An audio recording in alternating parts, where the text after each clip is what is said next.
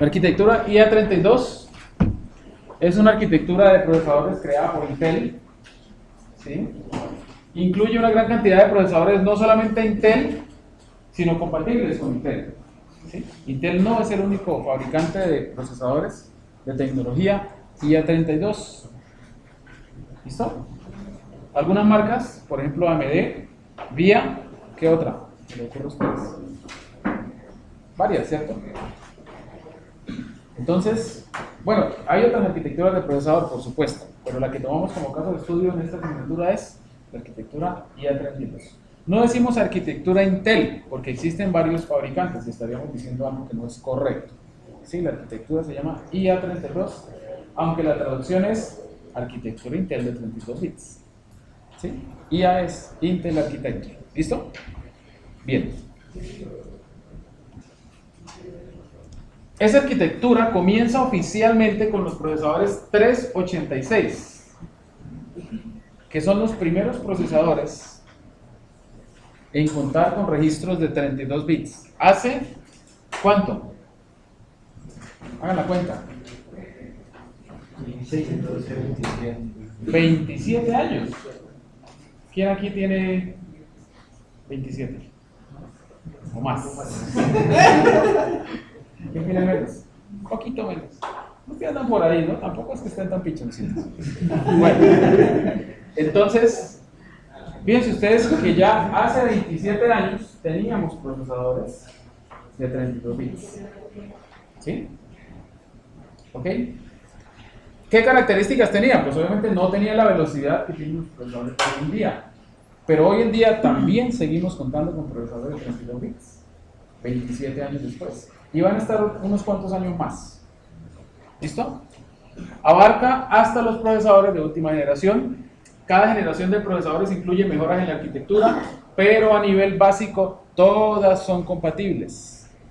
Es decir, que el código que uno escriba para un procesador 386, ¿sí?, puede ejecutarse sin cambios en un procesador actual. Eso es muy importante, ¿cierto? Esa compatibilidad hacia atrás. Claro que esa compatibilidad hacia atrás, así como trae una ventaja, también trae desventajas, ¿sí o no? Pues obviamente hay que mantener unas cosas así, porque así se hacían en procesadores anteriores. ¿Listo? Para mantener esa compatibilidad hacia atrás. Los procesadores de la familia IA32 operan en dos modos principales, pero tienen en realidad 4 modos, de los cuales uno de ellos tiene 2 submodos. El modo nativo de operación de un procesador, siempre de un procesador IA32, es lo que se denomina el modo protegido. Como su nombre lo indica, en ese modo se trata de ofrecer ¿qué? Protección. ¿Protección a qué? Pues al código que se está ejecutando, de forma que otro código no pueda, digamos, afectar la ejecución, ¿cierto?, del código que se encuentra ejecutándose. ¿Listo? Modo protegido. Tiene unas características de protección que luego lo vamos a estudiar. En eso vamos a estar haciendo todo el semestre. Modo real. Modo real de direcciones, que es el modo de operación en el cual opera, valga la redundancia, el procesador cuando es iniciado o reiniciado, sin importar qué procesador tengamos, así sea el procesador de última generación, super veloz, con la super caché, todo procesador arranca en modo ¿qué? En modo real. ¿Listo? ¿Sí? ¿Estamos? ¿Está claro eso? Puede ser una pregunta fácil, parcial. Describa los modos de operación de un procesador. ¿Cómo? Sí, son modos, así lo llamo. Modo protegido es el modo nativo de operación, en donde se aprovechan todas las características del procesador. Modo real es un modo especial, que es en el cual opera el procesador cuando se inicia, o cuando usted reinicia su máquina, él empieza su ejecución en modo ¿qué? Real. ¿Listo?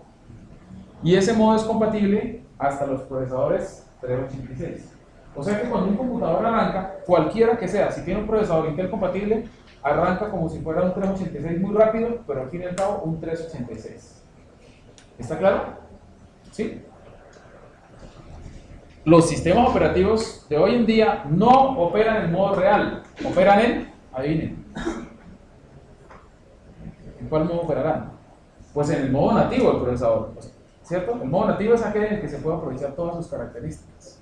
Pero entonces, una de las primeras cosas que debe hacer, bien sea el sistema operativo o el cargador, ¿ustedes se acuerdan la secuencia de arranque? Entonces, una de las primeras cosas que hace el cargador o el sistema operativo, uno de ellos es pasar de modo real a modo ¿qué? Protegido. Eso tiene una serie de pasos que están muy bien documentados que luego vamos a ver en la práctica. ¿Listo? ¿Cómo pasar de modo real a modo protegido? El modo de mantenimiento es un modo que tiene todo procesador que permite realizar tareas de mantenimiento y depuración. Y si los procesadores que tenemos, porque la arquitectura IA32 también incluye procesadores de 64 bits, aunque hoy en día existe otra arquitectura de 64 bits que se llama IA64, que es independiente, que es procesadores nativos de 64 bits. En los procesadores de 64 bits existen dos submodos. El modo de compatibilidad, en el cual permite ejecutar sin modificación un código que se diseñó para operar en este modo protegido. ¿Listo? ¿Sí? Y el modo de 64 bits, que permite tener acceso a todas las capacidades de los procesadores de 64 bits. Bien, entonces pregunta. Si nosotros arrancamos un procesador de 64 bits, ¿en qué modo arrancamos? Modo real. De modo real tenemos que saltar a modo protegido y luego pasar a modo extendido. Por eso la E de IA32E. ¿Estamos? ¿Listo? Como pasar a modo protegido ya es suficientemente complejo, aquí no vamos a utilizar procesadores de 64 bits, sino de 32 bits. Pero en algunas partes teóricas sí vamos a estudiar algunos aspectos de los procesadores de 64 bits. ¿Listo?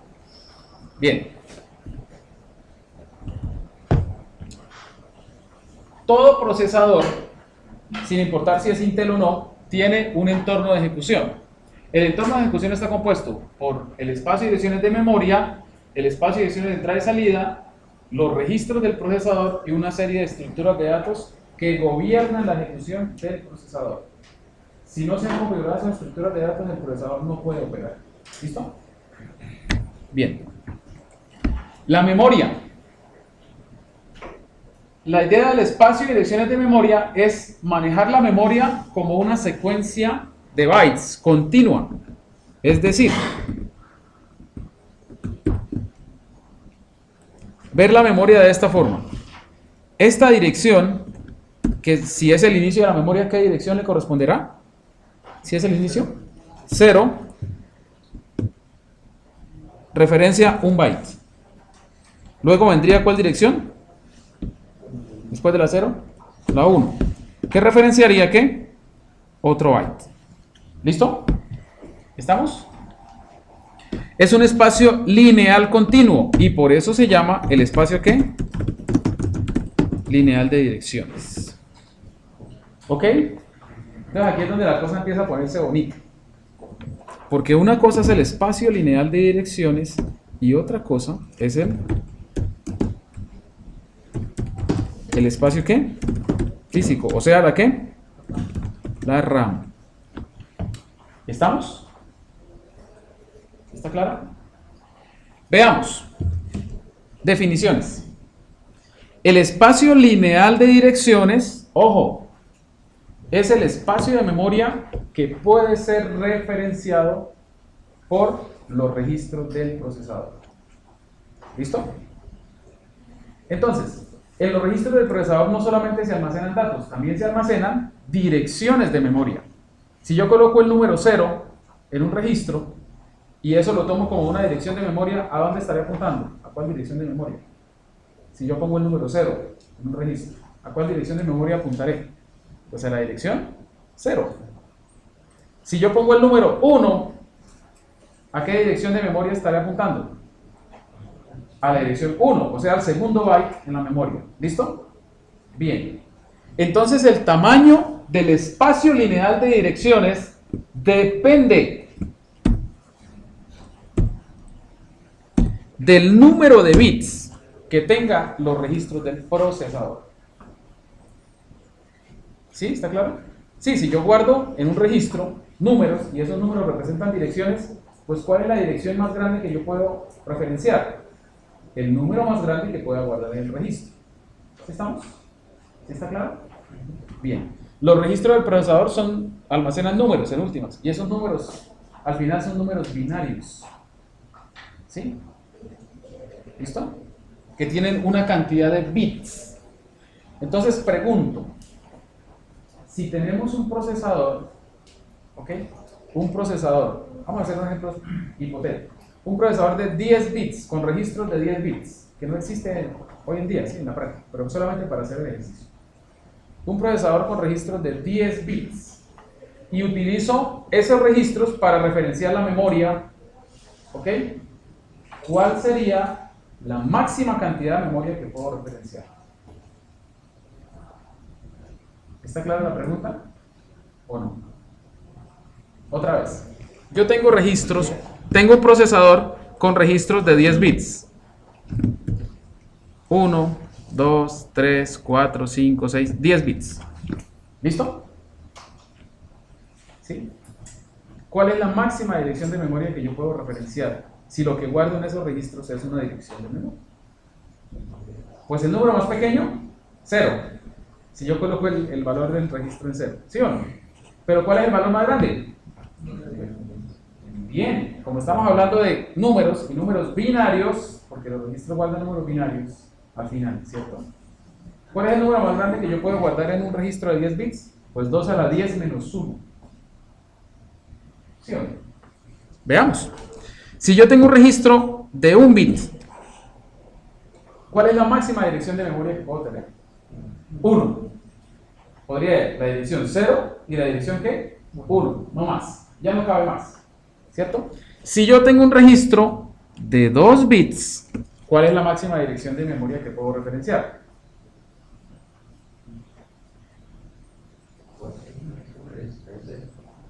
0, 1, 2 y 3, que es el máximo número binario que cabe en 2 bits. 1, 1. Ese es el máximo número binario que cabe en 2 bits. ¿Listo? Entonces, para 2 bits, yo tengo 4 direcciones. Pero las direcciones van desde 0 hasta 3. ¿Sí? Si tuviera 3 bits, los registros, 8 direcciones, desde 0 hasta 7. ¿Sí? Un número binario. Ustedes ya vieron un número binario. Entonces, si tengo 10 bits, sería 2 a la 10 menos 1. Iría desde 0 hasta 2 a la 10 menos 1. O sea que tendría 2 a la 10 direcciones. ¿Sí o no? ¿Sí estamos claros ahí? Por favor, todos. ¿Sí? Bien. Ahora estamos hablando de... bueno, una cosita, antes de seguir. Vamos a hacer un ejercicio y quiero que quede ahí en el video. Por favor, 2 a la 3. 8. ¿No sabían? Entonces, 2 a la 1, 2.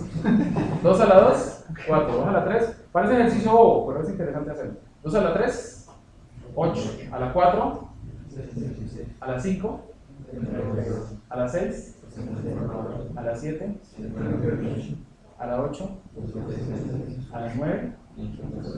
Aprendan 6. O el siguiente, 2 a la 10, 1024, un K. ¿Listo? Aprendiéndose, no tiene que aprenderse todos, no es necesario. Ustedes lo pueden sacar rápidamente o simplemente se aprenden algunos de ellos y el resto lo sacan por división, ¿sí o no? Por ejemplo, si uno dice 2 a la 9, uy, no, pero es que yo me sé 2 a la 10. 1024, pues ¿cuánto es 2 a la 9? Pues eso divide entre 2, ¿cierto? 512. ¿Listo? Entonces, ¿cuánto es 2 a la 16? ¿Qué pasó? Ya se la sabían. Ya eran unos duros. A ver, 2 a la 16. Lo pueden hacer de muchas formas. 2 a la 16 es 2 a la 10, por 2 a la 3, por 2 a la 3. O sea, 8 por 8 es 64, K. ¿Muy rápido? Vamos a hacerlo aquí en el video. 2 elevado a la 16. ¿A qué es igual? A la 16, perdón. Bueno, aquí no puedo colocar elevado porque no aparece en el video. Entonces sería 2 a la 10 multiplicado, ¿por qué? Por 2 a la 6. Pero si no nos sabemos 2 a la 6, de pronto sí nos sabemos 2 a la 3. 8. Por ahí empecé. 8 por 8 es 64. K. cada vez que encuentre una potencia de 10, es K. Entonces, 2 a la 10 es K, 2 a la 20 son 1000K, o sea, mega, 2 a la 30, giga, aún. Entonces, vamos a poner la cosa más bonita. Con procesadores de 32 bits, ¿cuál es la máxima dirección de memoria que yo puedo referenciar? 4 gigas. Sencillísimo, ¿sí o no? 2 a la 32 es 2 a la 2 por 2 a la 30. O sea, 4K mega giga. ¿Sí o no? Facilito. ¿Listo? Como ya la cogieron, entonces díganme cuánto es 2 a la 17. ¿Qué pasó? Ya sabemos 2 a la 16. ¿Cuánto es 2 a la 16? Lo acabamos de hacer, listo. 64K, entonces ¿cuánto es 2 a la 17? Pues 128K. 2 a la 19. Facilísimo. 512K. 2 a la 19. Porque 2 a la 10 es 1024. ¿Sí? Facilísimo, ¿sí o no? Bien. Entonces, repito la definición. El espacio lineal de direcciones, o el espacio de direcciones lineal, es el espacio de memoria que se puede referenciar con los registros de un procesador. Entonces, si tenemos un procesador de 32 bits, ¿qué tamaño tiene el espacio lineal de direcciones? 4 gigas, lo acabamos de decir hace un minuto. ¿Sí o no? Yo sé que estaban ahí copiando y por eso no lo sé. ¿Listo? ¿Estamos? 4 gigas. Muy bien. Pero ojo, eso es lo que puede referenciar el procesador. Yo puedo colocar una dirección 3 gigas y medio. Sí, la puedo colocar en el registro. Pero ¿eso me garantiza que esa dirección de memoria exista?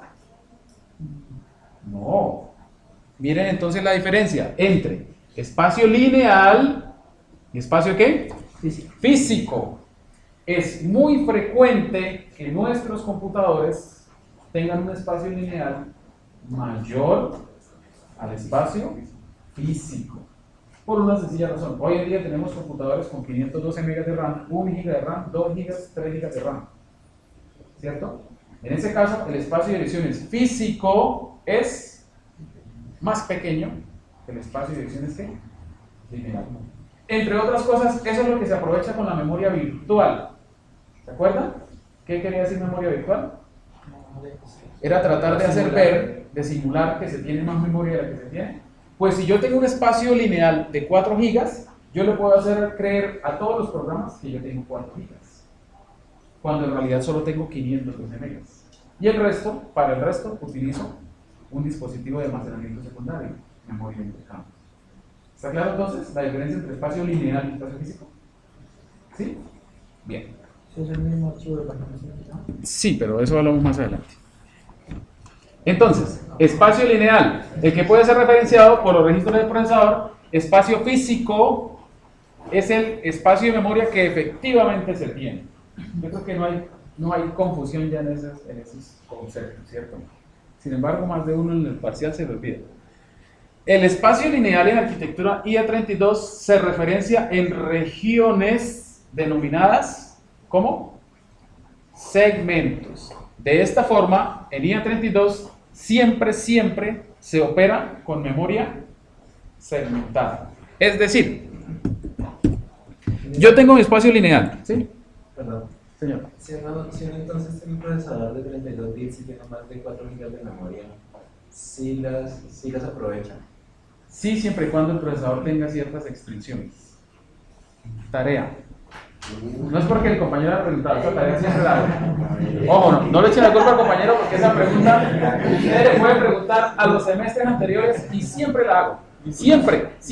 Y algunas veces la hago en los parciales, como la pongo en tarea, y a veces no la hacen, entonces se rajan ahí. ¿Sí? Averiguar cuáles son las extensiones de los procesadores Intel que permiten acceder a más de 4 GB de RAM. ¿Sí? Entonces la respuesta que le voy a dar a ustedes, con cierta configuración del procesador, uno puede habilitar unas extensiones del procesador. Ustedes van a buscar cómo se llaman y cómo se utilizan. ¿Sí? Unas extensiones del procesador que permiten acceder a más de 4 GB de RAM. ¿Listo? ¿Estamos? ¿Cómo era la pregunta? ¿Cuáles son las extensiones de procesadores Intel que permiten acceder a más de 4 GB de RAM? El procesador de 32 bits, ¿no? Que permiten acceder a más de 4 GB de RAM. ¿Listo? ¿Sí? Porque, ojo, si el procesador no tuviera esas extensiones y a uno le vendieran, y a uno llegara un vendedor y le dijeran, no, pero es que entre más memoria, más rápido anda el sistema. Pero si el procesador no soporta esas extensiones y el sistema operativo tampoco, simplemente estaríamos desperdiciando la RAM. Nunca lo utilizaremos. ¿Está claro? ¿Y las extensiones de No, DDR no es una extensión. DDR es una arquitectura de memoria. Es una arquitectura de hardware. ¿Sí? Lo que ustedes van a buscar es unas extensiones del procesador, de los procesadores Intel. ¿Listo? ¿Sí? Busquen extensiones Intel, acceso a memoria. Seguro que lo encuentran. ¿Señor? por ejemplo, cuando yo compré el computador en Japón, me han dicho que la de DDR3 era como si fuera el doble de la DDR2. Pero eso es en cuestión física, eso es en velocidad de acceso, en desempeño. No tiene nada que ver con el acceso a la memoria, ¿sí? O sea, con el procesador. El procesador funciona con DDR2, DDR3 sin problemas, ¿sí? Usted puede tener, podría tener incluso, por decir algo, si existieran 8 GB de memoria de DDR2 o 8 GB de memoria de DDR3, para los procesadores es indiferente, porque ya la arquitectura de la memoria, ese DDR lo que le da es una velocidad de acceso, no más. ¿Sí? ¿Estamos? O sea, es como tener un motor 1600 de hace 10 años y compararlo con un motor 1600 de hoy en día, ya más rendimiento, pero sigue siendo 1600. ¿Estamos? Bueno. Listo. Bueno, les iba a explicar el cuento de la segmentación, ¿cierto? Entonces, mucha atención. La arquitectura Intel es espacio lineal. Se divide en regiones de memoria denominadas como segmentos. Segmentos. ¿Listo? Por eso se dice que la memoria Intel es segmentada. Los segmentos tienen una característica importante.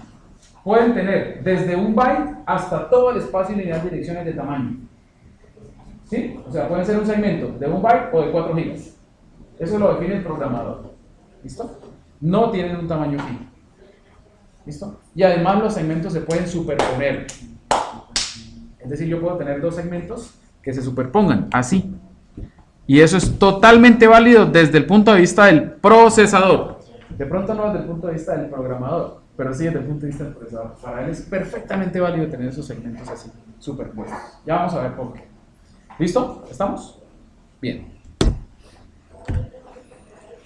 Entonces, vamos a ver. Espacio lineal versus espacio físico.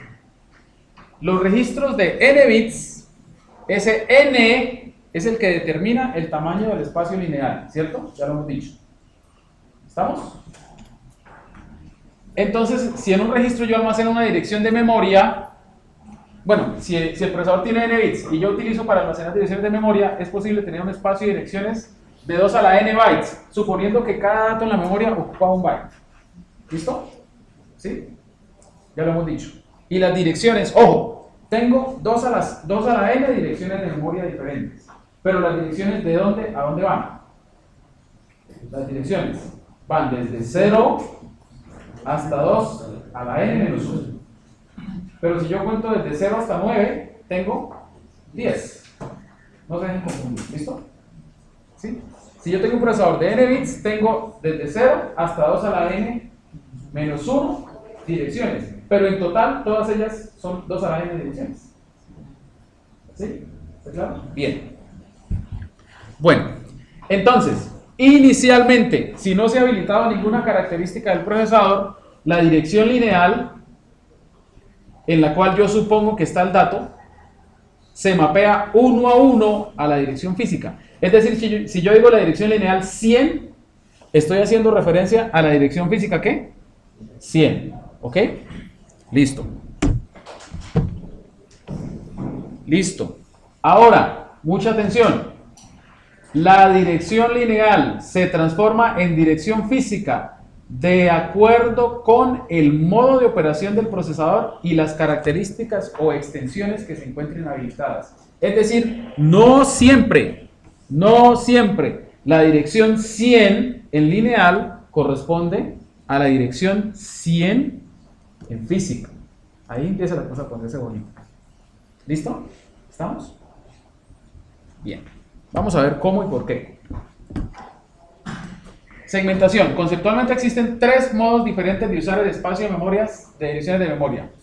Modo segmentado. El espacio lineal se divide en segmentos de tamaño ¿qué? Variable. Modo real. El espacio lineal se maneja como una serie de segmentos de tamaño fijo, 64 kilobytes. ¿Sí? Y tiene una razón histórica. ¿Por qué 64 kilobytes? Miren ustedes. ¿Qué potencia de 2 me da 64 kilobytes? Ahora dice la pregunta, logaritmo en base 2 de 64K. ¿Cuánto es? 16. 2 a la 16 es 64K. ¿Ya lo hemos hecho, sí o no? Sí, claro, al principio. Bien. Bueno, pues resulta que los computadores, los procesadores, para mantener compatibilidad hacia atrás, han mantenido la posibilidad de acceder solo a los 16 primeros bits de los registros. O sea, como si tuviéramos registros de ¿qué? 16 bits. Porque los primeros procesadores no tenían registros de 32 bits, sino de 16 bits. Eso lo saben ustedes, ¿sí o no? Entonces, este modo real es especial porque solo se utiliza el modo real cuando el computador se encuentra operando en modo real. ¿Sí está claro? Esa es la forma de referenciar la memoria. Yo en modo real solo puedo referenciar la memoria en modo real. Pero cuando paso a modo protegido, puedo accederla por otros modos. Entonces, vamos a ilustrar eso con una graficación para que se vea más claro. Bueno, más adelante está. Dejémoslo ahí, más adelante está. En el modo plano, el espacio lineal se maneja como segmentos que ocupan todo el espacio lineal. ¿Está claro? O sea que si yo tengo un espacio de 4 gigas y tengo modo plano, ¿qué tamaño tienen los segmentos? 4 gigas, porque ocupan todo el espacio. ¿Estamos? O sea, puede tener muchos segmentos de 4 gigas. Sí, señor. Sí, señor. Los dos últimos casos son casos especiales del modo segmentado, por lo cual, desde el punto de vista conceptual, todo procesador Intel siempre, sin importar el modo de operación, siempre está operando con memoria ¿qué? Segmentada. En diferentes modos, sí, pero siempre está segmentada. ¿Listo? ¿Claro? Bien. En IA32 los segmentos se pueden superponer, para que no les olvide. Bien. Ahora metemos otro concepto adicional. Recuerden que la memoria se puede dividir en segmentos. Ya lo hemos dicho, ¿sí o no? ¿Estamos? Entonces, gráfica. La memoria, el espacio lineal, se puede dividir en segmentos. Del tamaño, pues depende del modo de operación, ¿sí o no? Pero en segmentos. ¿Listo? Eso es un segmento de memoria. ¿Ok? ¿Dónde empieza y qué tamaño tiene? Lo decidimos nosotros como programadores. ¿Listo? ¿Está claro? Bien. Entonces, todo segmento tiene una dirección de ¿qué? De inicio, denominada base. ¿Estamos? Sí, ¿no? Listo. Y también todo segmento tiene un tamaño denominado límite. ¿Sí? ¿Listo? ¿Está claro? Bien. Ahora, las direcciones de memoria que yo puedo dar pueden ser direcciones de memoria absolutas, o sea, relativas a todo el espacio lineal, o también puede ser ¿qué? Relativas. Si no es absoluto, es relativo. Absolutas, o sea, así miren, yo puedo decir la dirección, por decir algo, 5000, pero 5000 contándola desde ¿dónde? desde el inicio del espacio lineal, desde este 0. ¿Esta es una dirección qué? ¿De qué tipo? Una dirección absoluta. Pero yo también puedo decir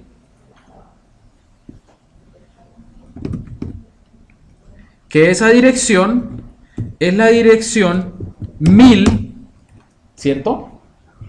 ¿Sí? De un segmento que tiene como base 4000. ¿O no? ¿Sí está claro? Entonces, a esto se le llama el desplazamiento de una dirección dentro de un segmento. ¿Listo? Si yo tengo un segmento que empieza en 4000 y me desplazo 1000, ¿cierto? Pues estaré en la dirección lineal que 5000. ¿Está claro? Sencillo, ¿sí o no? Bien. Pero ojo con eso, que dependiendo del modo de operación, yo sé que este es pesado y ladrilludo, pero pongámosle cuidado. Dependiendo del modo de operación, esta dirección absoluta puede ser mapeada directamente a la misma dirección física. Perdón, la dirección, este es el espacio ¿qué?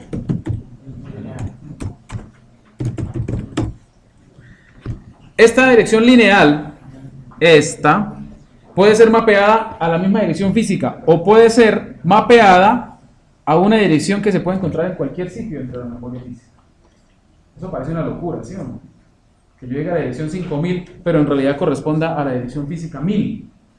Ahorita nos parece una locura, pero luego vamos a ver qué es el fundamento del funcionamiento actual de los computadores, de los sistemas operativos y de los programas. ¿Listo? Entonces quiero que eso quede muy, muy claro. Entonces, ¿cuál sería la dirección lógica? Ojo, una dirección lógica es una dirección relativa a un segmento. ¿Estamos? Ojo, dirección lógica es una dirección relativa a un ¿qué? Un segmento. ¿Qué es una dirección lineal? Pues es una dirección absoluta dentro del espacio de direcciones lineales. ¿Sí?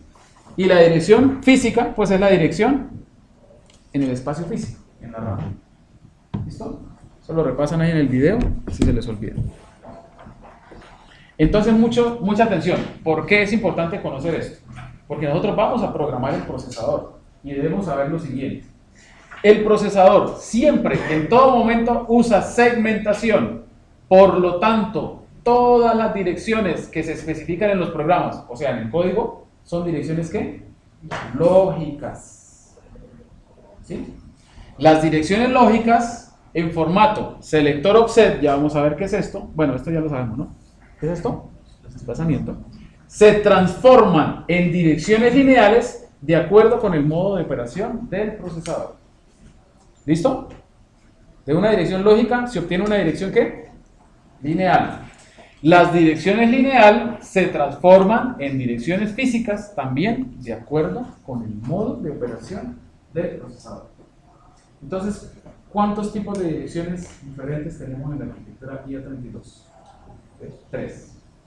Lógicas, lineales y físicas.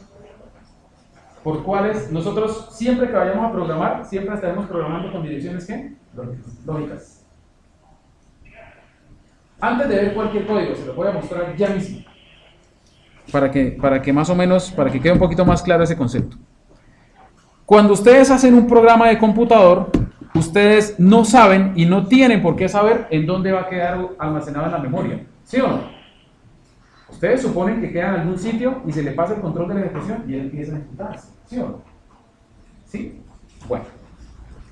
Todo programa, si estamos hablando en C, empieza en una rutina inicial que se llama ¿qué? El main. ¿Listo? Pero supongamos que ese programa tiene otra rutina por aquí, llamada suma. Pues quedará seguramente una ¿qué? Una suma. Cuando ustedes dentro de su código, ojo, cuando ustedes dentro de su código invocan a la función suma, ¿sí? Lo que están haciendo es que el control de la ejecución pasa desde el main a esta dirección. A la dirección en donde está el código ¿de qué? De Zoom. ¿Sí? ¿Estamos? Ah, bueno. Pero yo tengo que especificar una dirección. ¿Tendría sentido que esa dirección fuera absoluta? No, porque si no la conocen. Ah, bueno, pues yo no sé dónde se va a colocar ese programa en memoria. Entonces, ¿cómo voy a utilizar una dirección absoluta? ¿Sí o no? Yo utilizo una dirección relativa ¿a dónde? Pues al inicio, bueno, la rayita iría aquí. ¿Al inicio de qué? Del programa. O sea que todas las direcciones que yo programo son relativas. ¿A dónde? A cero, pero a cero del programa. ¿Señor? ¿Qué determina cuál es el cero del programa? La segmentación. Entonces, cuando usted sube ese programa a memoria, el sistema operativo tiene que crear un segmento que empieza aquí. ¿Está claro? ¿Sí está claro? ¿Bien? El main ya está entonces. ¿En dónde? No, no necesariamente. El main puede estar en cualquier sitio. O ustedes, cuando codifican, tienen que poner el main en una posición específica dentro de su código. No, en cualquier sitio. ¿Por qué? Porque los archivos ejecutables, ahí nos estamos adelantando, entre otras cosas, el archivo ejecutable no es un archivo que solo contenga código ejecutable, es un archivo que contiene un encabezado. ¿Sí? Dentro del encabezado dice qué tamaño tiene, etcétera, etcétera, y además dice en qué dirección relativa al inicio del programa está el main. ¿Listo? Perfecto. Entonces, cuando el sistema operativo le va a pasar, cuando él carga un ejecutable en memoria, además de cargar en memoria, lee esa estructura que está al inicio del ejecutable, ese encabezado, y dice, no, el main no está en 0, sino que está por allá en la dirección 1000, pero no es 1000 absoluta, sino es 1000 ¿qué? Relativa al inicio del programa. ¿Le contesté? ¿Qué determina que los segmentos van a estar como superpuestos? O sea, ¿dónde deberían estar? Eso lo define el sistema operativo. Nosotros no lo sabemos. Y como nosotros vamos a crear el sistema operativo, sí lo vamos a determinar nosotros. ¿Listo? Pueden empezar en cualquier parte, pueden ocupar el tamaño que yo quiera y se pueden superponer. ¿Listo? Eso es lo que sabemos hasta ahora. Luego vamos a ver cómo se implementa eso. ¿Listo? Bien. Ahora sí. Entonces, toda dirección lógica, ojo, toda dirección lógica siempre está compuesta por un selector y un desplazamiento. ¿Listo? ¿Estamos? El selector lo que me dice es, o me permite hallar, puede que no me lo diga, pero sí me permite saber de alguna forma, que luego vamos a ver cómo, en dónde se encuentra o a cuál segmento estamos haciendo referencia y dónde empieza. ¿Listo? ¿Sí está claro? Selector. Pero dentro de ese segmento, pues el solo selector no me sirve porque solo apuntaría siempre al inicio del segmento, ¿sí o no? Entonces necesito además un ¿qué? Desplazamiento dentro del segmento. Entonces toda dirección lógica está compuesta de dos elementos, un selector y un desplazamiento. ¿Listo? Otro ejemplo. Sus cuadernos, los cuadernos de ustedes hoy en día, ¿cierto? Como están diseñados, porque así lo diseñaron, así es la cultura actual, por lo menos en el occidente, los cuadernos son secuencias o son segmentos del mismo tamaño uno tras de otro, ¿sí o no? Pero en otras culturas, un cuaderno es simplemente una secuencia lineal, ¿sí o no? ¿Estamos? ¿Sí está claro? Entonces, vamos a hacer un ejercicio. Supongamos que sus cuadernos tienen 25 líneas por hoja. ¿Listo? ¿Sí? Si yo le digo a ustedes, estoy hablando de la segmentación, si yo les digo a ustedes, por favor, vayan a la línea 17, ¿con solo esa información es suficiente? Ojo, les estoy diciendo, vayan a desplácense de 17 líneas. No sé desde dónde. Necesitamos saber qué. Pero sí, hacia arriba, hacia abajo, pero ¿de qué más? ¿De cuál hoja? ¿De cuál página? Ah, bueno, pues con las direcciones lógicas pasa exactamente lo mismo. Yo necesito un desplazamiento, pero ¿a partir de cuál segmento? ¿Sí está claro? ¿Perfectamente claro? Entonces, repito, para toda dirección lógica se necesitan dos cosas. Un selector que me permite averiguar en dónde empieza el segmento, ¿sí? Y un desplazamiento que me dice, a partir del inicio de ese segmento, cuándo tengo que moverme para encontrar la dirección que estoy buscando. ¿Listo? Entonces eso es lo que hace el procesador. Uno le da una dirección lógica y él, con muchos cálculos, con algunos cálculos, a partir de esa dirección lógica, obtiene una dirección. ¿Cuál? ¿Cuál? Lineal. Muy bien. A partir de la dirección lógica, ¿se obtiene la dirección qué? Lineal. O sea, esta dirección, relativa al inicio del espacio lineal. Y dependiendo del modo de operación del procesador, esa dirección lineal se transforma o se mapea a una dirección ¿qué? Física, que puede ser la misma o puede ser otra. ¿Listo? ¿Sí está claro? Bonito, ¿sí o no? Mire, llevamos una hora hablando de memoria. Interesante. Ah, el video. 10 minuticos más. Gracias. ¿Está claro entonces el cuento de la dirección lineal, lógica y física? Bien, espero que esté muy claro porque ahorita vamos a ver ejemplos de código. Y si eso no está claro, baila. Señor. Mira cuando se superponen. No se me preocupe todavía por la superposición de los segmentos. Eso lo dejamos para más adelante. Por ahora solo digamos que se pueden superponer. Eso a uno le genera como una inquietud muy grande porque uno piensa, ¿cómo así? Las variables se superponen con las funciones, y el código se superpone con los datos, ¿cierto? A uno le genera como esa inquietud. ¿Sí? Porque uno como ingeniero pues piensa, código, datos, uno detrás de otro, uno detrás de otro. ¿No? Pueden estar en el mismo sitio. ¿Listo? Bueno, dejemos en stand-by eso de la superposición y luego lo explicamos. Vamos a ver qué pasa en modo real. Pregunta. ¿Cuándo se utiliza el modo real de direcciones de memoria? Cuando el procesador está operando en modo real, es decir, cuando apenas se ha iniciado. ¿Listo? El modo real sigue siendo un modo segmentado, pero es un modo segmentado especial. ¿Especial por qué? Primera condición. Todos los segmentos de memoria, sin importar en dónde inicien, todos tienen 64 kilobytes. ¿Sí? ¿Eso qué permite? No pueden tener, bueno, en realidad pueden tener menos, pero tienen 64 kilobytes.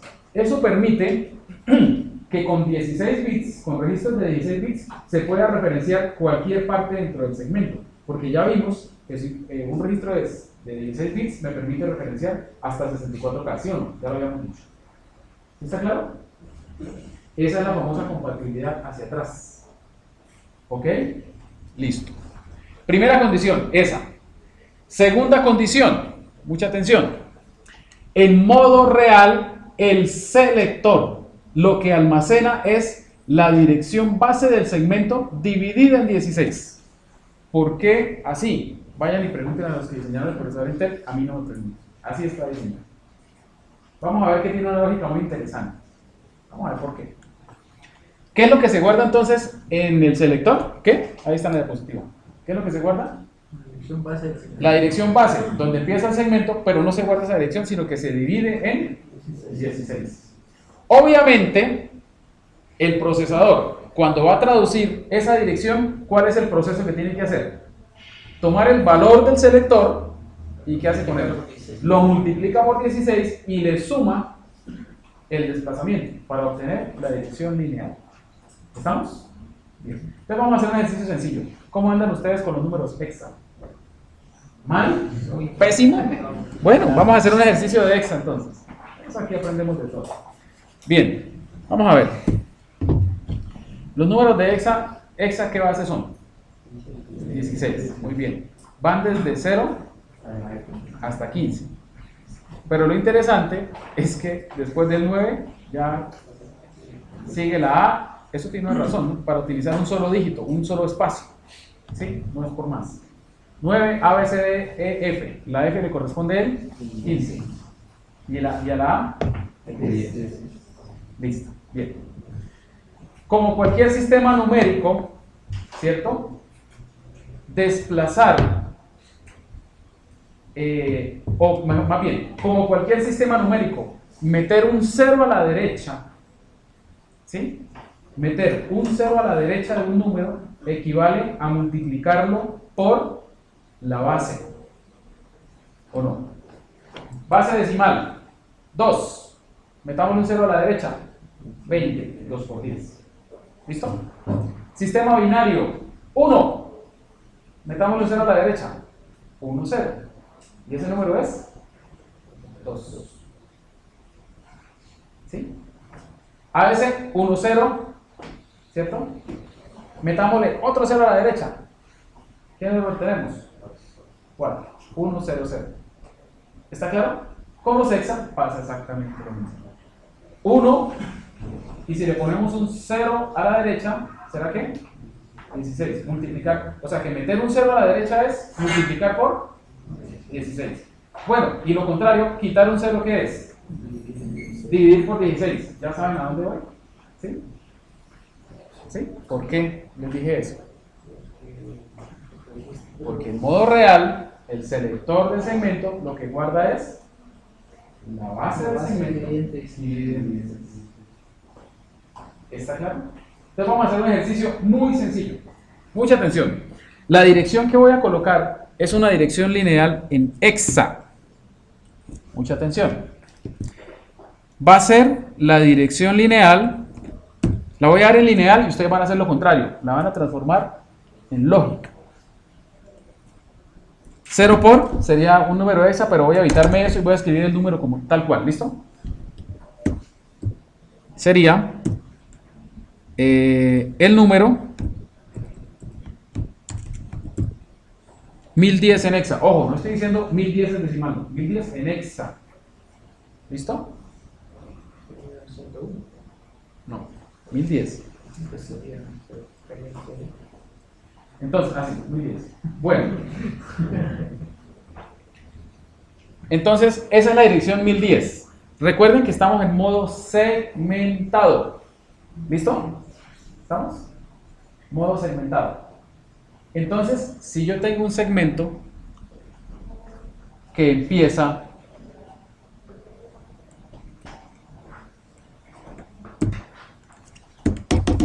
en 1000, ¿cuál sería la dirección lógica que me permite apuntar a la dirección lineal 1010? 105. Ojo, la base del segmento es 1000.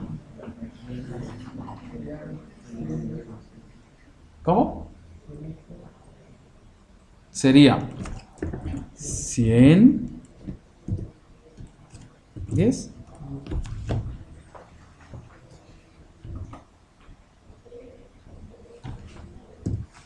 Recuerden, en el selector se almacena la base del segmento dividida entre 16. 1000, digamos 1000 hexa, ¿sí? No 1000 decimal, sino 1000 hexa dividido entre 16, ya lo dijimos. Multiplicar por 16 es meter un 0, pero dividir por 16 es quitar un 0. Entonces, 1000 dividido entre 16, 100. ¿No me creen? Vamos a hacer. Yo sé que me creen, pero vamos a verlo aquí, miren. Hexa, 1000. Entre otras cosas, en decimal, eso corresponde a 4096, ¿cierto? 1000, ¿cierto? Estoy en hexa. Voy a dividirlo entre 16. ¿Cómo es 16 en hexa? Ya lo dije hace rato. 10. Pues da 100. O lo que es lo mismo. 4096, si les gusta más en decimal, dividido 16. Da 256. ¿Listo? Bien. Volviendo. Entonces, el modo real del selector siempre almacena la dirección base del segmento dividida en 16. Eso tiene una implicación muy interesante. Mucha atención. Si a mí me dan una dirección lógica, a esa dirección lógica le corresponde solo una dirección lineal, porque solo hay una forma de calcularla. ¿Listo? Desde lógica a lineal, el modo real. ¿Listo? Pero ojo, si a mí me dan una dirección lineal, el modo real, existen muchas formas de calcular la dirección lógica. ¿Les doy un ejemplo? Veamos a lo que estoy diciendo. Este ingeniero ya volvió loco. Listo, terminamos esto y paramos el video. Gracias. Otra vez, el mismo ejemplo. Dirección lineal 1010. Ya dijimos una dirección lógica y la vamos a escribir así. 110. 100, 2 puntos 10. Selector, 2 puntos de desplazamiento. Entonces, ¿qué es lo que hace el procesador? ¿Qué hace? Toma esto, lo multiplica por 16 y da ¿cuánto? 1000 y le suma el desplazamiento. 1010. Perfecto. ¿Sí o no? Pero yo también podría calcular esa dirección lineal de la siguiente forma.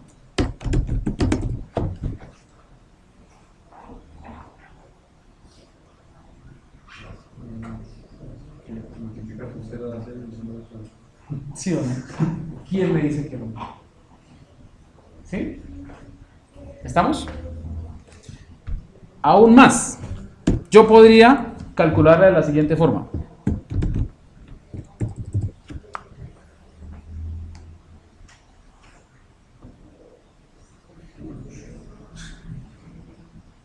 Matemáticamente válido, ¿sí o no? 1 por 16, ¿cuánto da? 10. ¿Más 1000? Pues 1010. O sea que ahí tendría un segmento que empieza ¿en dónde? En 1, ¿sí o no? En la dirección lineal 1 y que va hasta 64K más 1. Bueno, hasta 64K en realidad. ¿Sí está claro? ¿Sí es lo bonito que es este cuento? Entonces, lo bonito para preguntar sobre todo en los parciales. Entonces, miren, mucha atención, repito. Si a uno en modo real le dan una dirección lógica, a esa dirección lógica les corresponde una y solamente una dirección ¿qué? Lineal. Pero si a uno le dan una dirección lineal, a esa dirección lineal le corresponden exactamente 4096 direcciones lógicas diferentes. Si quiere, haga el ejercicio de coger una dirección lineal y tratar de sacar las 4096 direcciones diferentes. No, mentiras tampoco. Pero si en un parcial se les podría pedir que haya 5, por ejemplo. ¿Sí? ¿Estamos? Bien. ¿Está claro entonces el cuento de las direcciones en modo real? ¿Sí? ¿Está claro? Bien. En modo plano, este es el modo más sencillo de todos. ¿Por qué? Porque en el modo plano, ya lo habíamos dicho, los segmentos tienen el mismo tamaño del espacio lineal.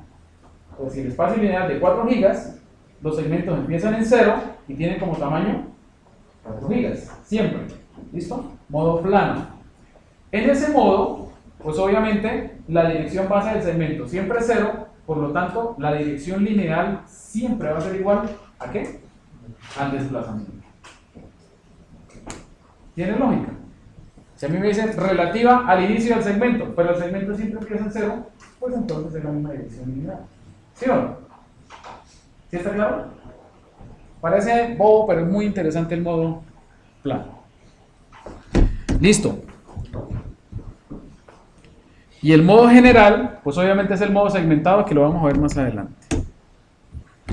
Entonces, ¿cómo se relacionan los modos de operación del procesador con los modos de organización de la memoria? El modo real, ¿sí? El modo segmentado se puede utilizar, no se puede utilizar en modo real, pues porque en modo real siempre estamos en modo real. En modo protegido de 64 bits, de 32 bits, sí, y en 64 bits en modo de compatibilidad también. En modo de 64 bits no, porque en modo de 64 bits tenemos solamente modo plano. El modo real se puede utilizar cuando el computador está en modo real, cuando el computador está en modo protegido, pero se activa una bandera de máquina virtual, y en modo de compatibilidad también. El modo plano no se puede utilizar en modo real, ¿sí?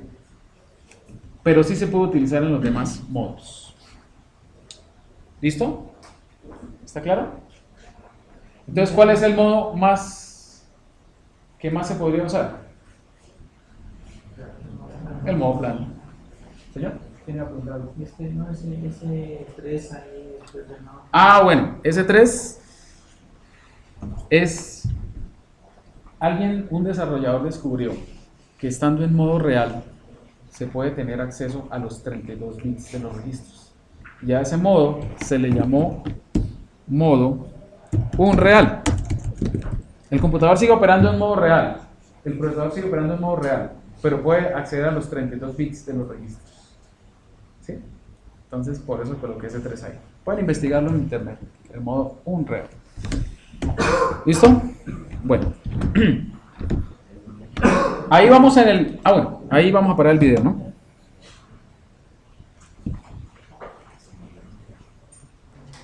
Esa es lo que estábamos viendo, era el espacio de direcciones de memoria, ¿listo? Bien, entonces aquí vamos a ver, luego lo explicamos, pero vamos a ver un emulador de CPU que vamos a estar utilizando en las cosas prácticas que vamos a ver, que se llama Bots. Está para Linux y yo les compilé una versión para Windows dentro del software que yo les entrego. Entonces, cuando yo inicio el procesador, cuando yo hago doble clic, aquí miren, esto que yo hice es, bueno, este es el código exacto, pero él compila, crea una imagen de disco, y cuando yo hago esto, él arranca como si arrancara el computador, en modo de depuración. ¿Sí? Entonces uno puede ver cómo están los registros, qué modo de operación está, todo eso. ¿Listo? Bien. Entonces, cosas interesantes. ¿Cómo se encuentra la CPU? ¿En qué modo? O sea, en modo de 16 bits. ¿Listo? Bien. Listo.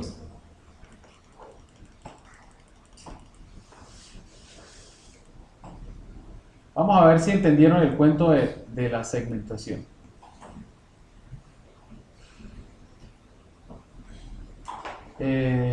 Por aquí.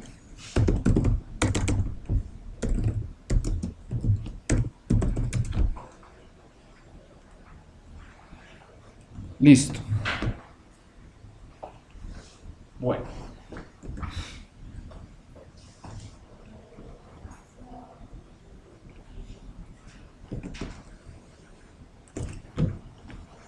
Por favor, díganme,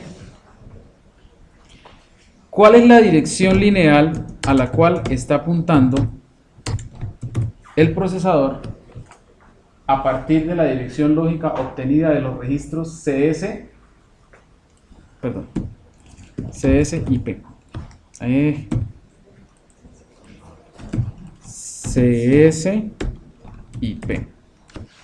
¿A cuál dirección lineal está apuntando? ¿A dónde? A 7C00. ¿Por qué? ¿Cómo la calcularon? ¿Cuánto vale CS? 0. ¿Qué tenemos que hacer con ese 0? No. ¿Qué tenemos que hacer con ese 0? Multiplicarlo por 16. Lo que pasa es que da 0, pero no nos debe olvidar que siempre lo tenemos que multiplicar por 16. 0 por 16, 0 más 31.744, porque hay a la derecha está el numerito en decimal. ¿Cierto?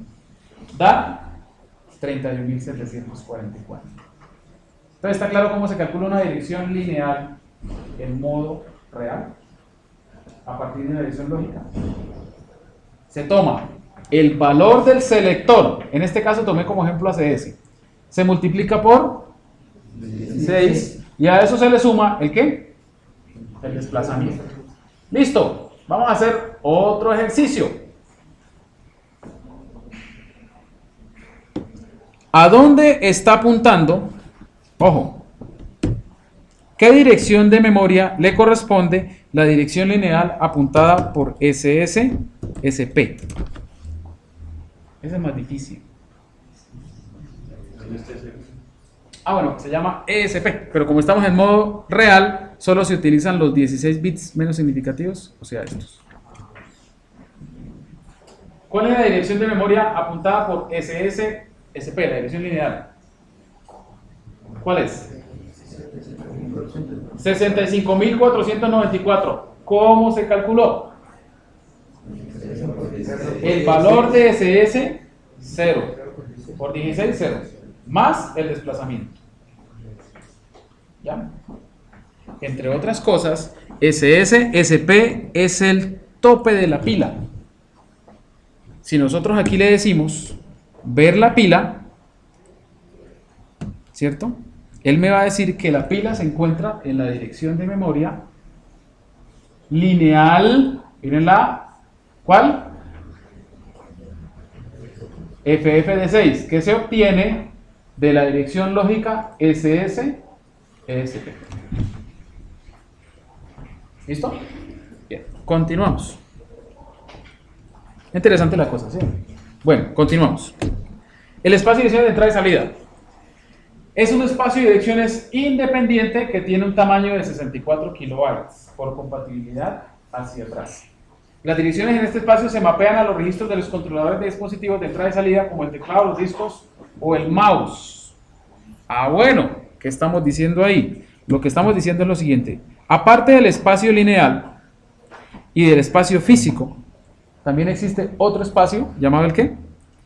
El espacio de direcciones de entrada y salida.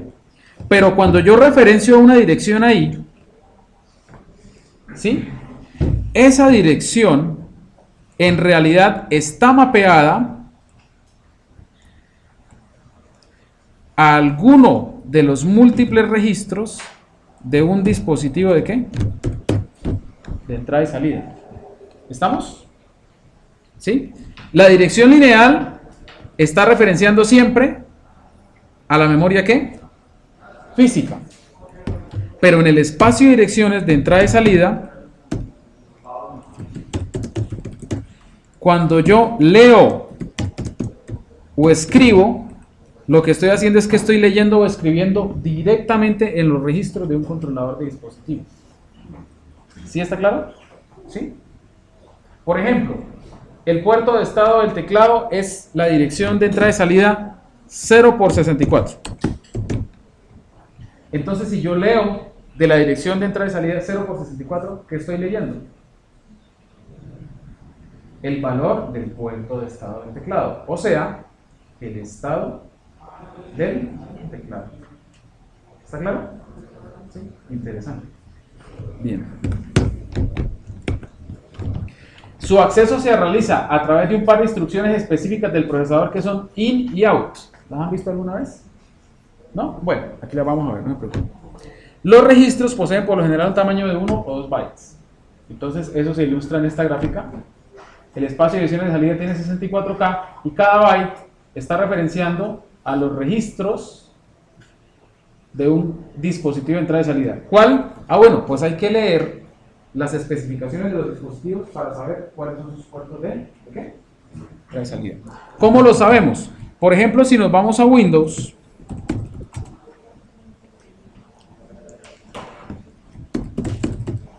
ya. No, este no. Chao. Este no lo quiero. Este me bloquea el equipo. Panel de control, hardware y sonido, administrador de dispositivos. Cojamos como ejemplo el teclado.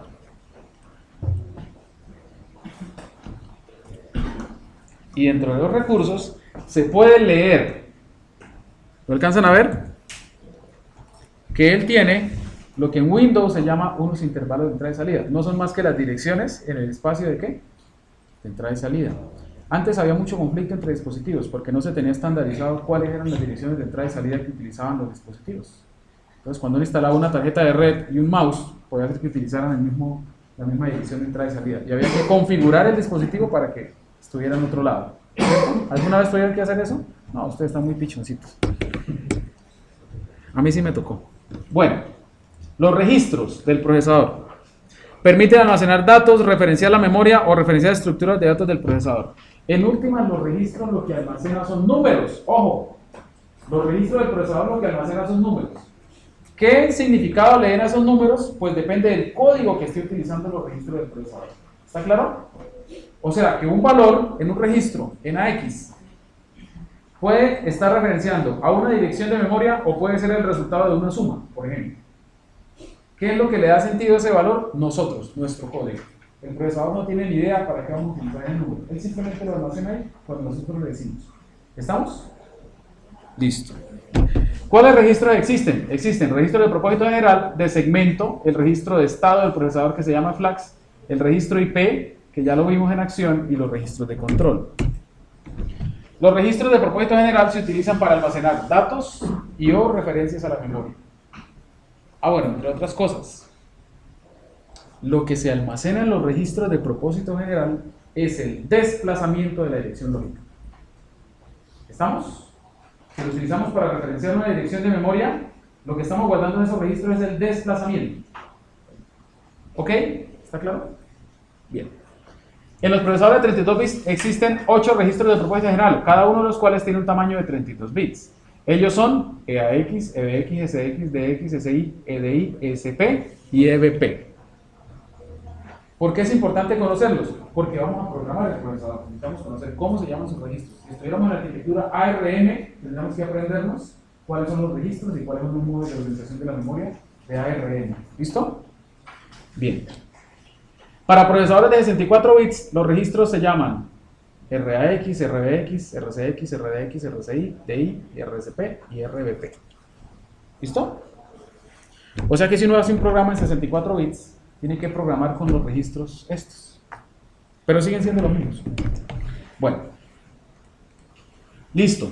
Ahora, para mantener compatibilidad hacia atrás, todo registro de 32 bits puede ser accedido en sus 16 bits menos significativos. Entonces, EAX, EBX, SX y EDX, ¿sí? Uno los puede acceder a estos primeros 16 bits como AX, BX, CX, DX, quitándole la E. Y además, ellos se pueden subdividir en dos registros de 8 bits, llamados AL y AH. Eso ustedes ya lo sabían, ¿sí o no? De pronto no así como tan estructurado, pero sí ya lo habían visto, ¿sí o no? Claro. Los registros SI, EDI, SP y EBP solo se pueden dividir en sus respectivas partes de 64, 32 y 16 bits. ¿Listo? Bien. Entonces esta es la clasificación, que es la misma tablita esta de otra forma. Importante saber que en la arquitectura Intel, o Intel, más bien IA32, los registros almacenan la información en un formato Little Endian. ¿Qué es Little Endian? Que se almacena primero los bits menos significativos. ¿Se acuerdan? ¿No? Bueno, entonces les digo, en la arquitectura Little Endian se guardan primero los bits menos significativos. Entonces, por ejemplo, si tenemos el número 7C00, con este número que sí aparece, ¿no? 7C00, pasado a un registro, se almacena de la siguiente forma. ¿Cuáles son los bits menos significativos de este número? Los que están más a la derecha. Entonces son los que se almacenan primero. Primero se almacena este dígito hexa, que entre otras cosas, ustedes ya lo sabían, pero por si no lo sabían, a un dígito hexa le corresponden 4 dígitos binarios. ¿Sí lo sabían? Claro, porque yo para colocar un número tan pequeño como 0 y tan grande como 15, necesito 4 bits, 2 a la 4, 16. ¿Sí o no? Entonces se almacena como 00C7. Y si lo vamos a ver, en la memoria se almacenará así. Como en la memoria uno guarda a nivel de bytes, un byte son 2 dígitos hexa. Porque 4 bits es un dígito hexa. Un byte son 8 bits. ¿Sí o no? Entonces se almacena así. Primero 00 y luego 7C. ¿Está claro? Uno lo lee 7C00, pero cuando se almacena en la memoria, se almacena 007C. Primero los bits menos significativos. ¿Listo? Eso es muy importante. ¿Cómo? ¿Cómo así que están en desorden? No, los bits nunca pueden estar en desorden. Los bits están en el puesto que es. Bueno, siga pensando en su pregunta y mientras tanto vamos avanzando. Los registros de segmento. permiten almacenar apuntadores al espacio de direcciones lineal. Los procesadores IA32 poseen 6 registros de segmento. Antes de nombrarlos, quiero que vean esto. Los registros de segmento almacenan la parte ¿del qué? Selector de una dirección lógica. ¿Listo? ¿Y dónde se almacena el desplazamiento? En los registros de propósito general. ¿Cierto? Ya lo hemos dicho. ¿Listo? O sea que una dirección lógica en la arquitectura IA32 siempre está compuesta por un selector cuyo valor se almacena en un registro de segmento y un desplazamiento cuyo valor se almacena en un registro de propósito general. ¿Sí? O sea que ustedes nunca van a tener, esa por ejemplo, una cascarita tipo parcial. Por ejemplo, CS-SS. Procesador de una vez les manda un error. No es válida esa dirección. ¿Por qué no es válida?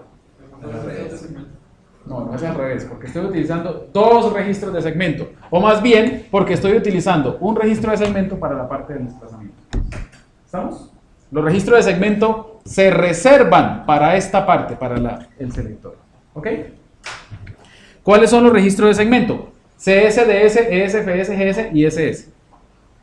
¿Qué significado tienen? CS es el registro por defecto de código.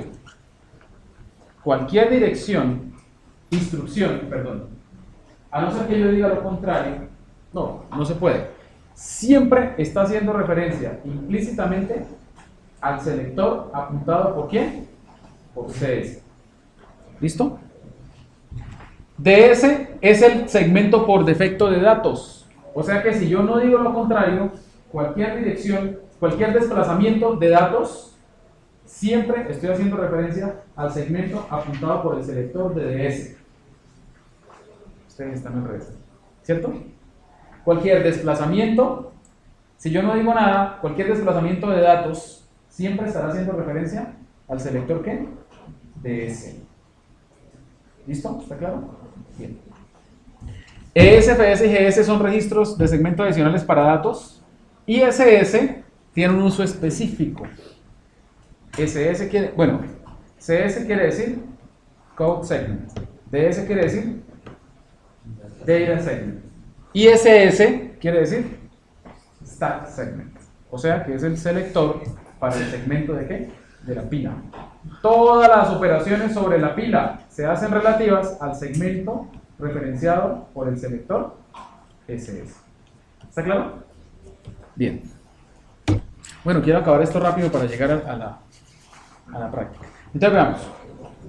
Otra vez, para recordar, ¿cómo se traduce una división lógica a lineal en modo real? ¿Listo? En modo real, se toma el selector, el valor que esté en el selector, ¿y qué se hace con él? Se multiplica por 16, eso me da la dirección base del segmento, a eso se le suma el desplazamiento que se guarda en ¿dónde?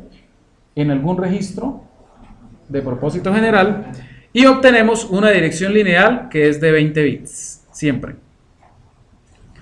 ¿Listo? Esta es la dirección lineal.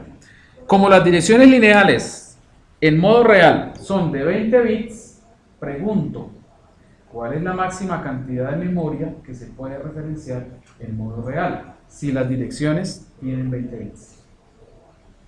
¿Quién me responde eso?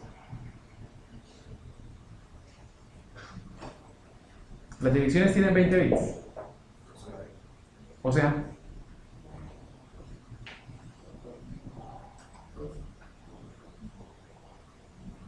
no. 2 a la 20 es 2 a la 10 por 2 a la 10. O sea, 2 a la 10, ¿cuánto es? Un K.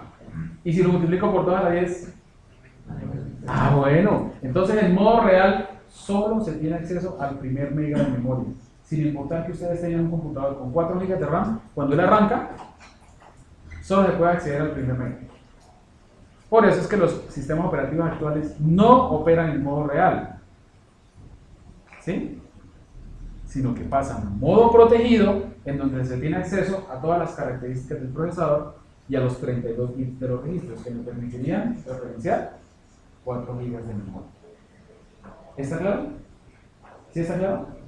Bien. ¿Qué pasa en modo protegido? En modo protegido la cosa es totalmente diferente. ¿Sí? Aquí no es que el selector se multiplica por 16, no, eso ya no vale para nada. En modo protegido, con el selector, lo que se hace es que se va como desplazamiento dentro de una tabla, que básicamente es un arreglo. ¿Sí? ¿Estamos? O sea, aquí no se multiplica por 16 el valor del selector. También se guarda un número, siempre se guardan números, aquí siempre son números. Pero este número se interpreta de otra forma por el procesador. ¿Listo? Entonces, ¿qué se hace con este número? Nos vamos a una tabla que se llama la tabla global de descriptores, en donde se almacenarán. Si es una tabla global de descriptores, ¿qué se almacenarán? Pues descriptores. ¿Cierto? ¿Sí? Una tabla de descriptores. ¿Qué se almacenan? Pues descriptores. ¿Y esos descriptores qué son? Pues son descriptores de segmento. ¿Y qué hacen los descriptores de segmento? ¿Qué hace un descriptor? Entonces, listo, ¿sí ven? Todo tiene lógica. Un descriptor de segmento describe el segmento. O sea que me dice en dónde empieza, qué tamaño tiene. Y como estamos en modo protegido, también me dice la protección. Y otros, el tipo de segmento y otra información. ¿Estamos? ¿Sí? Por una sencilla razón. Mucha atención. En modo real, bastaba con que se guardara la dirección base del segmento dividida en 16. ¿Sí o no? Eso bastaba. Pero en modo protegido, recuerden que los segmentos, si estamos en modo plano o en modo segmentado, mejor dicho, los segmentos pueden tener cualquier tamaño. Entonces, y pueden empezar en donde sea. ¿Qué pasa si tenemos un segmento que empiece por aquí muy arriba en el espacio lineal?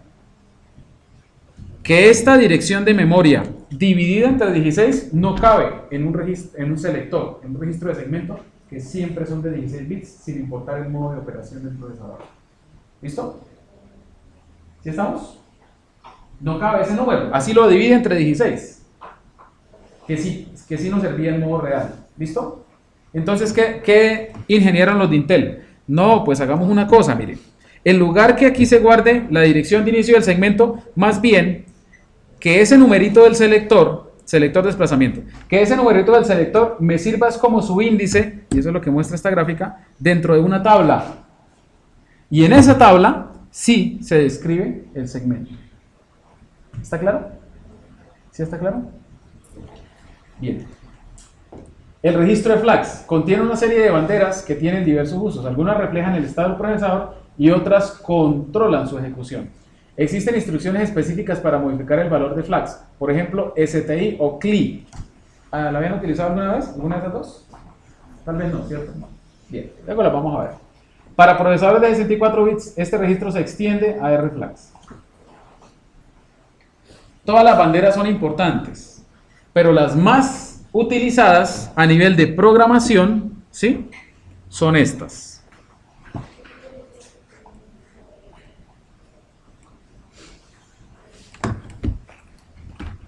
¿Qué son? La bandera de cero, la bandera de acarreo y la bandera de ¿qué? De signo. ¿Listo? Esas banderas pues tienen una posición específica dentro de flags. Bien, entonces vamos a hacer un ejercicio sencillo para ver si podemos entender cómo funciona flags.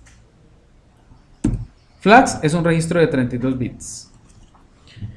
¿Qué pasa si yo quiero, por ejemplo, decir o establecer el valor de flags de forma tal que la única bandera activada sea la bandera de signo?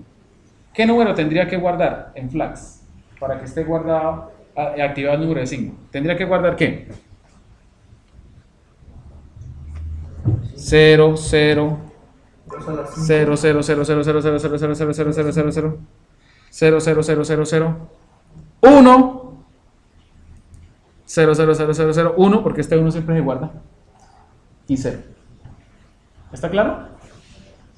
¿Cómo se utilizan esas banderas? Uno generalmente no las establece, sino que eso se establecen de forma implícita o explícita con la operación del procesador. Por ejemplo, lo decía en una clase anterior, si yo hago una operación aritmética o lógica y esa operación da como resultado 0, ¿sí?, automáticamente se activa la bandera de ¿qué? de 0. O sea, este bit dentro del registro flags se pone ¿en qué? En 1. ¿Sí? Y entonces uno luego puede preguntar con una condición de bifurcación JZ, salte si es 0 a otra parte dentro del código. ¿Sí? Ya cuando veamos ensambladores se va a cobrar sentido. El registro IP es uno de los más importantes. ¿Por qué? Porque el procesador siempre ejecuta la instrucción que se encuentra en la dirección lineal que se obtiene a partir de la dirección lógica CS e IP en modo protegido o CS e IP en modo real. ¿Listo? ¿Estamos? Por eso es tan importante IP, Instruction Pointer, apuntador de la instrucción. ¿Listo? ¿Cómo es? Entonces, ¿qué es lo que hace el procesador? Básicamente, lee la instrucción apuntada por CSIP, lo incrementa, decodifica la instrucción en los operandos, la ejecuta. Y como incrementó IP, pues ahora ¿qué hace? Vuelve y hace lo mismo. Lee la instrucción apuntada por CSIP, que no es la misma porque ya incrementó IP. ¿Se acuerdan lo que decíamos en la clase anterior? ¿Sí? La ejecuta, incrementa IP. Entonces, otra vez. ¿Estamos? Bien. Eso ilustra esto. Entonces, de acuerdo con el modo operación, esto se calcula de alguna forma, pero al final lo que obtenemos es la dirección de la instrucción que se desea ejecutar. ¿Listo? Bien. Los registros de control. El procesador posee 5 registros de control, que son CR0 a CR4. Estos registros, junto con el flags, controlan la ejecución del procesador. En procesadores de 64 bits, el procesador cuenta además con el registro CR8. ¿CR viene de qué? Registro de control. Uno de los más importantes, que lo vamos a utilizar ahorita, se llama el registro CR0. ¿Listo? Registro de control 0. Ese registro es muy importante porque controla el modo de operación del procesador. Y el modo de operación del procesador se controla con varios, pero básicamente con este primer bit. ¿Qué dice ahí? ¿Cómo se llama ese bit? ¿Ustedes para qué creen que sirve ese bit? Para cambiar el modo. De modo real, cambiar a modo ¿qué? Ah, el nombre lo dice, protegido. ¿Está claro? Pero pasar a modo protegido no es tan sencillo como poner ese bit en 1. Luego vamos a ver por qué. ¿Listo? Bien. Otro importante, que lo vamos a ver más adelante, es el bit 31, o sea, el último. Él tiene 32 bits, del bit 0 al 31. ¿Cierto? El bit 31 también es importante, paginación. Cuando le damos memoria, vamos a ver el significado de ese bit. Y hay muchos otros. El registro CR1 se encuentra reservado, no se utiliza. El registro CR2, cuando se ha activado la paginación, una característica usada por la MMO modo protegido para traducir la edición lineal de edición física. Cuando una edición lineal no referencia a una página que se encuentre en memoria, el procesador lanza una excepción, fallo de página, y almacena la dirección que generó el fallo en CR2. De pronto ahorita no tiene mucho sentido, pero luego lo tendrá. CR3 también. Y CR4 es el que contiene algunas de las banderas más importantes, y aquí van a encontrar las banderas que controlan de pronto eso que les pregunté, cómo hacer para que se acceda a más de 4 GB de RAM. ¿Listo? ¿Cuáles estructuras de datos necesita el procesador para operar? El procesador para operar necesita la IDT en modo real. En modo protegido, la GDT, la LDT es opcional y la IDT. Y el TSS. Entonces tenemos que explicar qué es cada una, ¿sí o no? ¿Qué es la IDT? Es la tabla de descriptores de interrupción. Cuando ocurre una interrupción, el procesador detiene lo que está ejecutando y pasa a ejecutar una rutina para atender la interrupción. Eso ya lo habíamos dicho, ¿sí o no? ¿Se acuerdan? Que yo le quitaba el lapicero al compañero y lo interrumpía. Bueno. Entonces, yo les decía, bueno, pues pasa a ejecutar la rutina que maneja interrupción que está almacenada en algún sitio. Pero entonces, ¿cómo le decimos al procesador en cuál sitio está almacenada? Esa es la función que cumple la IDT. Mírenlo. La IDT almacena descriptores que le permiten al procesador conocer la ubicación de memoria de cada una de las rutinas de manejo de interrupción. En modo real, la IDT se encuentra al inicio de la memoria física, posición 0, y contiene 253 entradas. ¿Listo? La entrada I contiene la dirección lógica, y toda dirección lógica tiene el formato ¿qué? Selector offset, en la cual se encuentra la rutina de manejo de interrupción I. Esta tabla, en modo real, es configurada por la BIOS cuando se inicia el sistema. O sea que una de las funciones de la BIOS, además, es configurar la ¿qué? La IDT. ¿La vemos en dónde está? Pues para eso tenemos el simulador. Perdón, el emulador. Entonces veamos. Aquí está, ver la IDT. Uf. Wow. Matrix. La IDT se encuentra al inicio de la memoria. ¿Listo? Entonces, para la interrupción 0, la rutina que maneja la interrupción 0 se encuentra en esta dirección lógica. ¿Listo? ¿Sí estamos? Eso ya la BIOS lo ha configurado cuando arrancó el sistema. Pero uno lo puede hacer. Uno puede modificar esa tabla y meter su propia rutina de manejo de interrupción. Claro. Si uno configura, si uno sabe cuál entrada corresponde, por ejemplo, a la interrupción del teclado, ¿cierto? O a la interrupción del timer, del reloj. Y uno logra modificar esa tabla y meter ahí una dirección de una rutina que uno haya hecho, pues uno puede hacer que cuando ocurra esa interrupción, automáticamente se ejecute ¿qué? La rutina que yo digo. O sea, por ejemplo, que yo con la tecla Y haga algo. Eso es lo que hacen los virus. Sí, puede ser una forma básica de hacer un virus. No es la más óptima, pero sí puede ser un virus así. Por ejemplo, que capturen la tecla y luego la mande a donde debería, como los keyloggers. Usted va metiendo una tecla, va escribiendo en el teclado y ellos van capturando todo lo que usted está escribiendo. Por ejemplo, lo mandan por correo, pero usted ve que está escribiendo y el teclado le funciona, ¿sí? Entonces, ellos ¿qué hacen? Capturan la señal, pero luego la pasan a quien la debería recibir. ¿Listo?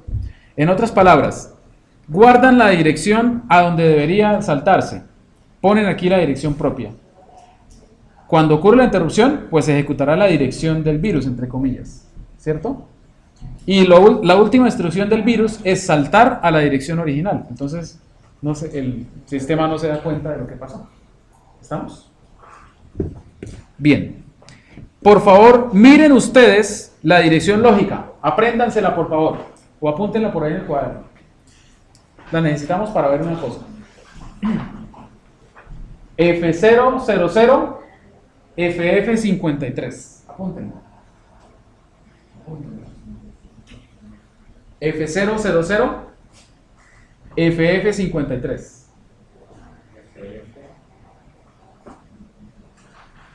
¿Listo? ¿Ya lo apuntaron? Yo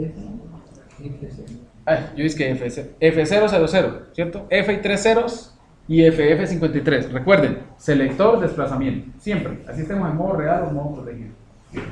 Lo que pasa es que en modo real, ¿qué se hace? Lo del selector se multiplica por 16 y se le suma el ¿qué? El desplazamiento.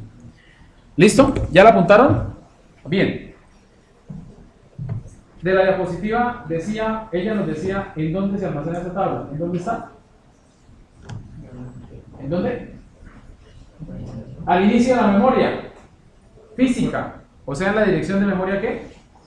0. Entonces vamos a ver la memoria. Miren lo bonito de este emulador. Ver física. Bueno, física o lineal, queda igual, ¿cierto? Porque estamos en modo real. Y en modo real, lineal igual a físico. 0 por 0, la dirección 0. Vamos a ver cómo se encuentra la memoria allá.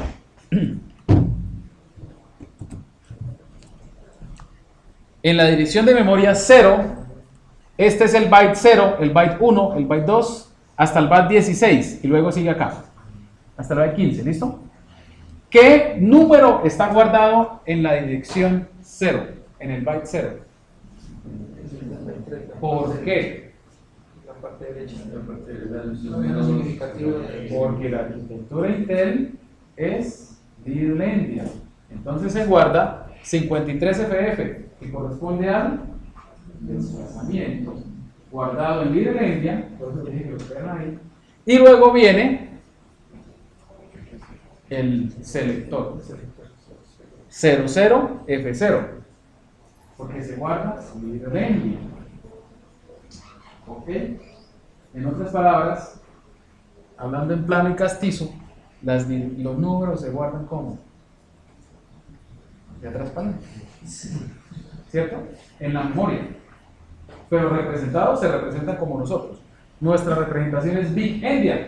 Uno dice F000, F53, ¿sí o no? Pero el procesador Intel en su memoria, bueno, en la memoria se guarda 53 FF 00F0. ¿Listo? ¿Está claro? Bien. Eso nos va a ahorrar muchas confusiones más adelante. Listo. Bien. Ahí está. Gráficamente, porque ya se ve muy feo, pero gráficamente es esto. La IDT está al inicio de la memoria RAM. Contiene 256 direcciones lógicas que corresponden a 256 interrupciones, desde la 0 hasta la 255. ¿Sí? ¿Está claro? Y lo que contienen son direcciones lógicas que se transforman obviamente a lineales, en donde están cada una de las rutinas de manejo de interrupción. ¿Listo? ¿De qué se dieron cuenta? ¿Qué pueden notar en esta tabla? Voy a mostrarla de nuevo. ¿Qué se dieron cuenta? A ver. ¿Existe algo interesante, algo particular? Más que el mismo selector, la misma dirección lógica. O sea que de la interrupción 0 a la 7, todas son atendidas por la misma rutina. ¿Sí?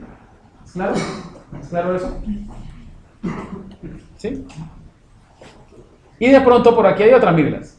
Esa es la rutina por defecto, miren. Ta. ¿Sí la ven? ¿Listo? Bueno, perfecto. En modo protegido se necesitan muchas más estructuras para controlar la ejecución del procesador. La GDT, que es la tabla global de descriptores de segmento, la LDT, que es la tabla local, la IDT, que es la tabla de descriptores de interrupción. Entonces, la IDT en modo protegido no tiene el mismo formato que la IDT en modo real, tiene un formato diferente. Y el directorio de tablas de página. Sin embargo, para operar en modo protegido no es necesario configurar todas las estructuras de datos. Como mínimo se requiere configurar y cargar la GDT para entrar en modo protegido. Si se planea utilizar interrupciones, se debe configurar y cargar nuestra propia ¿qué? IDT. Si se planea implementar la multitarea, se debe configurar y cargar un TSS. Si se planea utilizar la paginación, se debe configurar y cargar un directorio de tablas de páginas. Y cada tarea puede tener opcionalmente su propia tabla local de descriptores. Pero inicialmente solo necesitamos configurar ¿qué? La GDT. ¿Listo? ¿Qué es la GDT? Es una tabla que controla la gestión de la memoria en modo protegido. ¿Por qué? Porque las direcciones lógicas en modo protegido, ya lo hemos dicho, son diferentes a modo real. El modo real era selector desplazamiento. El valor del selector se multiplicaba por 16 y se le sumaba el desplazamiento, ¿cierto? Pero en modo protegido, entonces se utiliza esta tabla. Porque es un arreglo de descriptores que cada uno describe ¿un qué? Un segmento. Entonces lo que se guarda en los selectores es una posición dentro de esa tabla. Y en esa posición hay un descriptor que describe el segmento y me dice en dónde empieza. ¿Listo? El procesador referencia a la GDT con un registro especial. Toda dirección en código es lógica sin importar el modo de operación. Un registro de segmento almacena el selector, un registro de propósito general almacena el desplazamiento. Eso ya lo habíamos dicho, ¿no? ¿Sí se acuerdan? Bien. ¿Cómo funciona la GDT? Esquemáticamente funciona de la siguiente forma. La dirección lógica está compuesta de selector, desplazamiento. Como estamos en modo protegido, el desplazamiento se almacena en un registro de propósito general que en modo protegido tiene ¿qué tamaño? 32 bits. Pero los registros de segmento, los selectores, siempre, sin importar el modo, siempre son de 16 bits. En esos 16 bits, ya hemos dicho, no cabe la dirección base dividida entre 16. Entonces lo que guarda es básicamente lo siguiente. En esos 16 bits se guarda la información de la siguiente forma. Los primeros 2 bits se utilizan para el nivel de privilegios. Y como son 2 bits, ¿cuántos niveles de privilegios puedo tener? 3. Porque en 2 bits yo puedo guardar el número 0, el número 1, el número 2, el número 3. Bueno, 4 niveles de privilegio de 0 a 3. ¿Listo? TI es el indicador de la tabla que me dice si estamos buscando en una GDT, en la GDT o en la LDT. Inicialmente todo lo buscamos en la GDT, o sea que este bit siempre va a ser ¿qué? 0. Y me quedan ¿cuántos bits para el índice? ¿Cuántos bits? 2 y 1, 3, menos 16, 13 bits. ¿Cierto? 2 a la 13. 2 a la 13. 8K. 8192. ¿Listo? Es decir, que en modo protegido yo puedo tener hasta 8192 segmentos diferentes en cualquier momento. Aunque en realidad se utilizan mucho menos. Inclusive a veces 2 solamente. ¿Está claro? ¿Está claro por qué 8192 segmentos? Claro, porque para el subíndice yo solo tengo 13 bits. ¿Sí o no? Entonces miren, con este selector nos vamos a la tabla que corresponda y buscamos el subíndice que le corresponda. Aquí. 0, 1, 2, 3. Con ese subíndice obtenemos un descriptor que lo que contiene o lo que hace, repito, es que pues describir un segmento. ¿Y cómo lo describe? Diciendo en dónde empieza, qué tamaño tiene, de qué tipo es, porque puede ser un segmento de código, un segmento de datos o cualquier otro tipo de segmento que lo vamos a ver, y su protección. Entonces, ¿qué hacemos? Miren, del selector sacamos el índice de la GDT, de ese sacamos el descriptor del cual obtenemos ¿qué? La base del segmento. Esa base la sacamos de ahí y se la sumamos al desplazamiento y obtenemos la dirección ¿qué? Lineal. ¿Cómo sabe el procesador en dónde está la GDT? Pues porque él tiene un registro especial llamado GDTR que le dice en dónde empieza la GDT y qué tamaño tiene. ¿Listo? Entonces, ¿en qué consiste configurar la GDT? ¿En qué consistirá? Pues consiste primero en definir cómo son los segmentos y de qué tipo. Para poder ejecutar cualquier código yo necesito por lo menos 2 segmentos. Uno de código y uno de ¿qué? De datos. O sea que la GDT debería tener por lo menos ¿cuántos descriptores? 2. ¿Listo? Lleno esos 2 descriptores y esta tabla la almaceno en algún sitio en la memoria. Y al procesador le digo, señor procesador, la GDT se encuentra en tal parte y tiene tal tamaño. Una vez que he realizado esa tarea, ahora sí puedo pasar a modo protegido. ¿Sí? ¿Por qué? Porque cuando se pasa a modo protegido, el procesador sigue utilizando direcciones lógicas. Pero el selector de la dirección lógica ahora se valida contra la ¿qué? La GDT. O sea que primero se ha tenido que cargar ¿qué? La GDT. Para pasar a modo protegido, primero hay que cargar la GDT. Porque si no, el procesador, al pasar a modo protegido, dice, ¿cómo calculo yo las direcciones lineales? No tengo la estructura de datos que me permite hacer ese cálculo. ¿Listo? Entonces, se reinicia. ¿Estamos? Él entra en pánico. Cualquier cosa que no le guste, en pánico. Manda una excepción y se reinicia.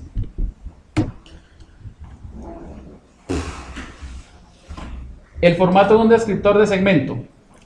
Conceptualmente, lo que hace un descriptor de segmento es decir lo siguiente. ¿Dónde empieza el segmento? ¿Qué tamaño tiene? ¿Cierto? ¿De qué tipo es? Y la protección, el nivel de protección. Y toda esa información está ahí. Mírenla. ¿Cuántos bits? Ojo. ¿Cuántos bits de un descriptor se utilizan para decir dónde empieza el segmento? Es decir, para la base. ¿Cuántos bits se utilizan? Mírenlos ahí. ¿Cuántos? ¿Seguros? A ver, cuenten bien. Cada uno de estos son 32 bits. O sea que cada descriptor ocupa ¿cuántos? 64 bits. Cada descriptor. ¿Sí? Repito la pregunta. Para la base del segmento, ¿cuántos bits se utilizan? Miren bien. Sí. ¿Cuántos bits se utilizan para la base? Cuenten bien. No, no adivinen, cuenten. Ahí está, mire, ahí está con numeritos incluso. ¿Quién más? A ver, por este lado ya se están utilizando 16. Ah, la base. 16 más 8, 24, más 8, 32. La base del segmento es una dirección lineal de 32 bits.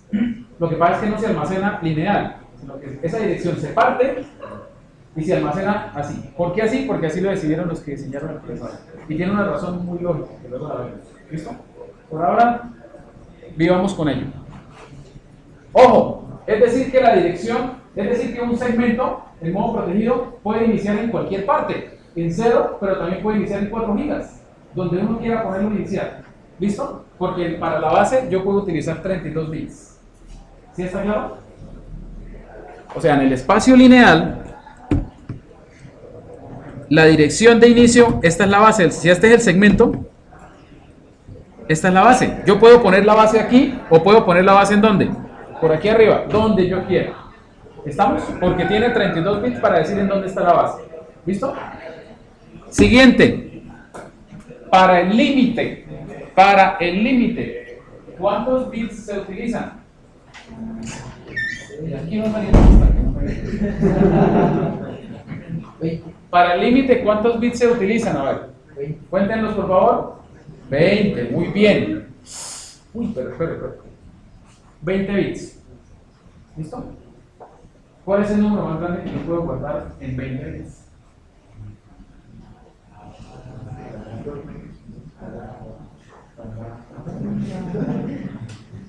A ver, ¿cuál? No. A ver, ¿qué pasó? 2 a la 20. Muy grande el número, divídanlo. Mega. ¿Cómo que no? Hasta ahora sí. Un mega. Sí, ya están fundidos. Pero el lunes también llega fundido. Entonces, ¿cómo hacemos? El lunes estoy como el conejito brasileño. Ingeniero, no pregunto. Bueno, entonces, ojo, mucha atención, ojo. A ver, 20 bits para el límite. El límite es el que me determina el tamaño del segmento. ¿Listo? Pero miércoles, yo solo tengo 20 bits. 20 bits es un mega. Es decir, que si ese tamaño está representado en bytes, ¿sí? En bytes, el máximo tamaño que podría tener cada segmento es 20 megabytes. Perdón. Dicen, un mega. Ya me pusieron a mí. 2 a la 20, un mega. ¿Sí? Otra vez. 20 bits. ¿Sí? Con 20 bits. Si el tamaño del segmento está dado en bytes, pues 2 a la 20 es un mega. Un megabyte. ¿Está claro? ¿Sí? Pero eso no nos sirve mucho, porque si yo quiero un segmento en modo plano, ¿cierto? Que me ocupe todo el tamaño de 4 gigas, ¿cómo digo 4 gigas? Y lo máximo que puedo decir es un mega. Entonces miren lo interesante, estos señores de Intel son unos bravos. Ellos colocaron este bit de granularidad. ¿Sí? Bueno, entre otras cosas, porque si yo la base y el límite la expresara en bytes, utilizaría los 64 bits completos del descriptor, porque necesitaría 32 bits para decir en dónde empieza y otros 32 bits para decir el tamaño. ¿Sí o no? ¿Está claro? Entonces ellos dijeron, no, vamos a solucionar ese problemita. Atención. Solamente no utilicemos todos los 32 bits para el tamaño, para representar el tamaño. Utilicemos solamente 20 bits. ¿Listo? Pero esos 20 bits se condicionan a este bit de granularidad. Cuando ese bit está en 0, lo que está guardado en el límite se representa en bytes. Pero si yo lo que pongo en ese bit es un 1, la unidad no es el byte, sino que son 4 kilobytes. ¿Sí? Eso es muy interesante. ¿Por qué? Supongamos que hay un descriptor que se guarda en el límite, se guarda 1. ¿Listo? 1, 1, 1, 1. En el límite se guarda 1. El bit de granularidad lo tenemos en 0. ¿Qué tamaño tiene el segmento? 1 byte. Pero si ponemos el bit de granularidad en 1, ¿qué tamaño tiene el segmento? 4 kilobytes. Ahora pongamos el límite en 2. Si el bit de granularidad está en 0, ¿qué tamaño tiene el segmento? 2 bytes. Pero si el bit de granularidad está en 1, ¿qué tamaño tiene el segmento? 8K. Bueno, entonces hagamos el cálculo máximo. Pongamos todos los bits del límite en 1, todos los 20 bits, y tenemos 1 mega. 2 a la 20, ¿cierto? Pero si ponemos el bit de granularidad en 1, no es 1 megabyte, sino que sería 2 a la 20, que es el número que está guardado al límite, multiplicado por 4K, y 4K es 2 a la 12. ¿No? ¿4K no es 2 a la 12? ¡Claro! Entonces, así puedo representar un segmento tan grande como 4 gigas, porque 2 a la 20, 2 a la 12, 2 a la 32. ¿Sí vieron el cabezazo tan impresionante que entregaron los Intel? Es para quitarse el sombrero, ¿sí o no? ¿Sí o no? Bacán. ¿Sí o no? Queda uno, queda así. ¿Sí lo vieron y lo entendieron? Sí, ¿no? Bien. Más o menos. Aparte de eso, ojo, aparte de eso está, repetimos, un descriptor que guarda la base, el límite, el tipo y la protección. Eso es muy esquemático, ¿no? Aquí está el valor, este es el formato real sacado del manual de Intel. Aquí está el tipo del segmento y todo esto tiene que ver con la protección, que luego la estudiamos con más calma. La LDT tiene el mismo formato que la GDT. Puede ser usada para definir segmentos de múltiples tareas, bla, bla, bla. El procesador sabe cuál tabla buscar un descriptor a partir de un selector por su atributo TI. Recuerden ustedes que en el selector uno tiene que decir ¿qué? ¿Cuál tabla utilizamos? ¿La GDT o una LDT? ¿Listo? Bien.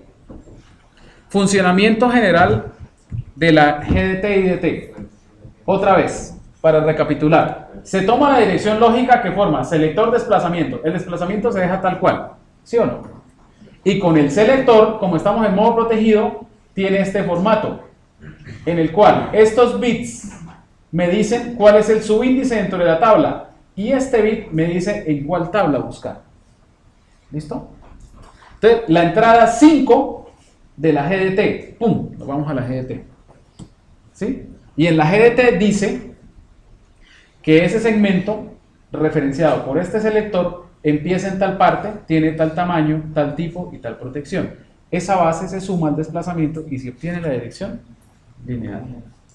Eso se está haciendo en todo momento. En este momento aquí en la presentación se está haciendo incluso.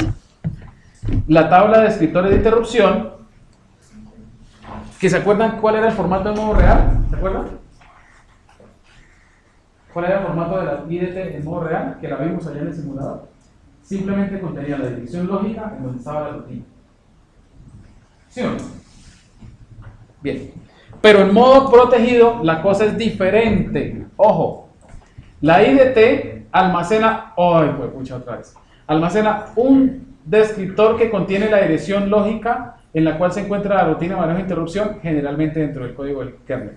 No es necesario configurar inicialmente, pero hasta que no se configura no se pueden habilitar las interrupciones, porque si yo no la configuro y habilito las interrupciones, el procesador no va a saber cuál rutina tiene que ejecutar cuando ocurre una interrupción, ¿estamos? Cuando se pasa a modo protegido. Por lo tanto, él se reinicia inmediatamente.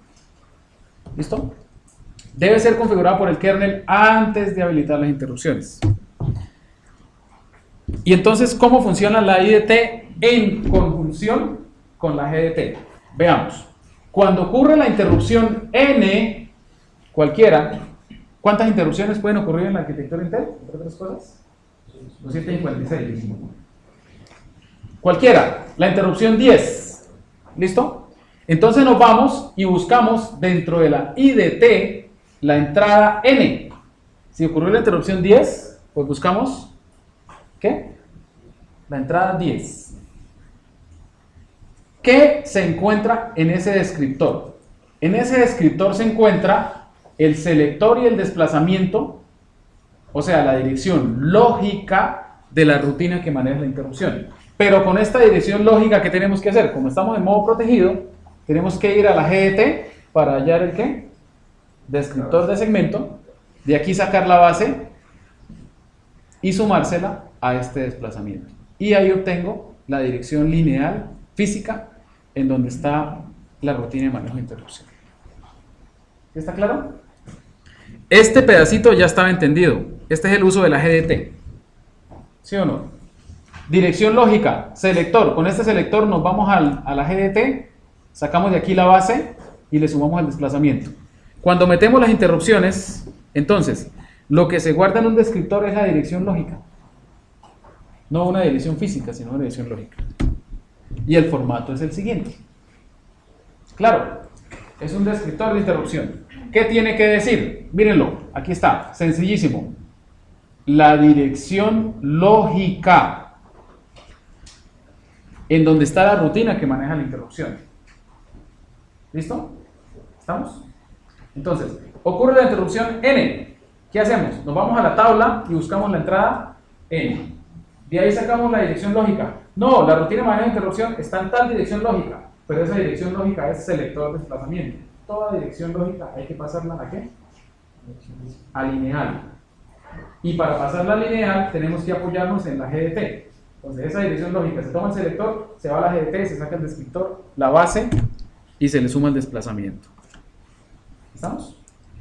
¿Muy enredado? Tranquilo, esperen que empecemos a programar y verán. Bien. Entonces hemos terminado esta presentación. Entonces, el video, bueno, listo. Este video sí es importantísimo, ¿no? Bueno, antes de terminar el video, miren por favor el nombre de los proyectos que vamos a explorar durante el semestre, para ver si tienen algún sentido esos nombres. El proyecto 0, en el proyecto 0, ¿qué nos mostrará? En el proyecto 0, ¿qué nos mostrará? Entrar al modo P. Entrar al modo P. ¿Cuál es el modo P? Pues el modo P. Muy bien. Listo. Pero ojo, ese paso se hace en el lenguaje más cercano al procesador, que es ensamblador. Pero como no vamos a estar todo el semestre programando en ensamblador, entonces en el siguiente proyecto se muestra cómo desde ensamblador pasar a código en C. Claro, y de ahí en adelante hay que utilizar en algunas partes ensamblador, pero ya es muy pequeño y el resto del código se hace en C. En el siguiente proyecto se establece un kernel compatible con multiboot. Eso sí como que no tiene mucho sentido ese nombre, lo va a tener cuando lo veamos. Básicamente es un sistema operativo o un kernel que puede ser cargado con el cargador group, el mismo que utiliza Linux. ¿Sí? ¿Estamos? O sea que de ahí en adelante nuestro kernel va a ser cargado ¿por quién? Por group. En los dos proyectos anteriores nosotros tenemos que crear nuestro propio loader, nuestro propio cargador, en ese esquema, ¿se acuerdan? ¿Sí? En el esquema de arranque. Luego, ¿qué sigue? Pues ahí sigue lo demás. Y lo demás es que tenemos que hacer todo, absolutamente todo. Ahí, cuando ya estamos en el modo protegido, no tenemos nada. Nosotros estamos haciendo el kernel. No hay cómo imprimir un número, no hay cómo imprimir un string, no hay nada. Nosotros tenemos que construirlo todo. Entonces, lo primero que se hace es que ver cómo se hace para imprimir algo en pantalla. Lo primero serán ¿qué? Números. Después, cómo imprimir datos. Entonces, ahí en ese proyecto se implementa printf. Físicamente se implementa printf, hay que hacerlo. Fíjense que el avance es de a pasitos, ¿sí? Porque es mucho lo que hay que ver. Luego viene cómo imprimir la información que group me pasa a mí. Luego viene cómo hacer un driver básico de video, de texto. Luego viene, y a partir del proyecto 8 empieza lo bonito. ¿Qué se hace en el proyecto 8? Se configura la GDT, pero antes ya está configurada, pero es group el que nos ha hecho ese favorcillo. Entonces ahora sí nosotros la configuramos desde C, con nuestro código. Luego, ¿qué se hace? Se configura la ¿qué? La IDT. Y ahí ya podemos decir en propiedad que estamos en modo protegido y hasta ese momento podemos habilitar las interrupciones. ¿Listo? Luego se mira cómo, se ve cómo manejar la memoria física, cómo hacer malloc y free. ¿Sí? Luego vemos cómo utilizar el timer, y el timer es requisito básico, lo vimos en una clase anterior, para implementar ¿qué? Multitarea. ¿Por qué? Porque necesitamos saber cuánto tiempo le hemos dado a una tarea para saber si le damos tiempo a otra, ¿cierto? Después, cómo planificar esas tareas, es decir, cómo repartirle la CPU. Luego, cómo permitir, ojo, que las tareas invoquen servicios del sistema operativo. Por medio de, ¿qué será ese proyecto 15? ¿Qué querrá decir? Llamada al sistema. Entonces implementamos un prototipo de llamada al sistema, así como esas que ustedes utilizan de forma trivial. Y la última es la que implementa el montículo de las tareas, es decir, la posibilidad de las tareas de administrar su propia memoria dinámica, de hacer malloc y free. ¿Listo? ¿Estamos? Entonces fíjense que el avance es relativamente lento porque hay mucha cosa, mucho concepto. Aquí al final ya tenemos un kernel que supera las 5000 líneas de código. Fácilmente lo supera. Empezando con un kernel que tendrá el kernel como tal, unas 10 líneas de código. ¿Listo? Un kernel real, que se podría correr en un computador real. ¿Listo? Entonces esa es la idea. Obviamente, todo esto lo vamos alternando con los temas de la teoría, ¿no? Listo. Ahora sí.